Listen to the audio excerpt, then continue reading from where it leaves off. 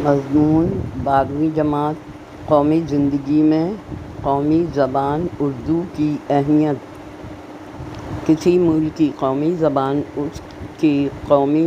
تشخص کی آئینہ دار ہوتی ہے۔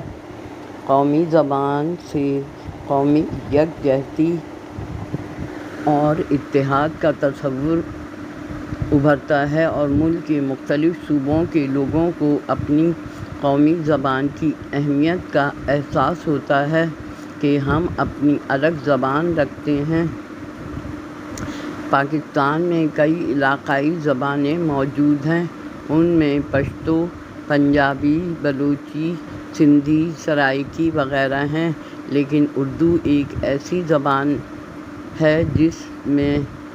تمام زبانوں کے الفاظ شامل ہیں، جن میں فارسی، عربی، ہندی، انگریزی زبانیں شامل ہیں۔ پاکستان کے ہر صوبے کا ہر شاعر، ادیب، علماء اور صوفیاء کرام نے اپنی شاعری، ناولوں، کہانیوں، ڈراموں اور مضامین میں قومی اہمیت کو نظر رکھ کر ان موضوعات کو تحریر میں لاتا ہے جن کی قومی زندگی میں بہت اہمیت ہوتی ہے، مثلاً حب الوطنی، جہاد، محنت، سچائی، پاکیزگی، شجاعت وغیرہ۔ ضرورت اس بات کی ہے کہ اردو زبان پاکستان کے ہر علاقے کی کہانیاں، گیت، ڈرامے، مضامین اور تاریخ لکھی جائے تاکہ ہر علاقے کے لوگ ایک دوسرے کے قریب آ سکیں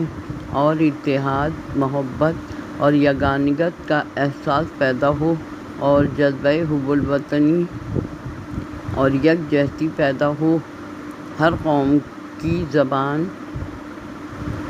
اس کے مخصوص قومی اور تہذیبی مزاج کی عکاسی کرتی ہے۔ دنیا کے تمام ممالک کے لوگ اپنی قومی زبان میں گفتگو کرنے میں فخر محسوس کرتے ہیں، جبکہ ہمارا ایک طبقہ انگریزی زبان کو اہمیت دینے میں فخر محسوس کرتا ہے اور انگلش میڈیم اسکولوں کی تعداد روز بروز بڑھتی جا رہی ہے۔ جہاں تک قومی زبان میں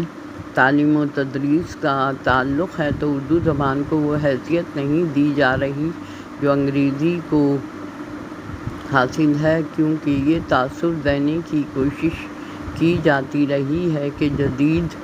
فنی اور سائنسی تعلیم کے لیے اردو میں فنی اصطلاحات کا سرمایہ بہت کم ہے، جبکہ اردو میڈیم اسکولوں میں میٹرک تک سائنس کی تعلیم کامیابی سے ہو رہی ہے۔ پاکستان بننے سے پہلے حیدرآباد دکن کی عثمانیہ یونیورسٹی نے جدید علوم کی بے شمار کتابیں انگریزی سے اردو میں ترجمہ کی ہیں اور ان کو کالج اور یونیورسٹی کی سطح پر شامل نصاب کیا گیا ہے۔ پاکستان کی حکومت اور علمی